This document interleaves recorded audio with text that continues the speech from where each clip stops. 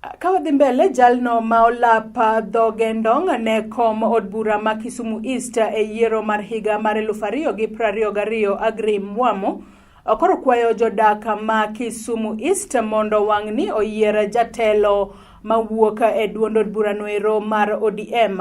Mwamo owacho ni mano biro miyo Raila Odinga bedo gi kwan jood bura mang'eny e od bura mamalo akaponi obiro loyo kata obiro yombo e ng'wecha mar laro kom ker e yiero maduong' ma higa manyien.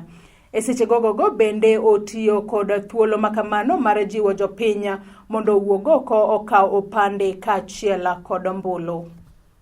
Mawuok e Orange Democratic Party because Kara will win elections March 2022. He will need majority MPs in parliament. To be obduaro jok manyalo interpret party policies in parliament, obduaro jok manyalo explain government policies in parliament.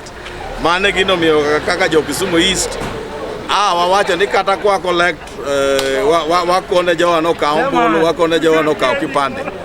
Ma watimo nikech wadwaro ni mondo wabed gi MP mochung' ne Kisumu East e party mar Orange Democrat by party mar ODM.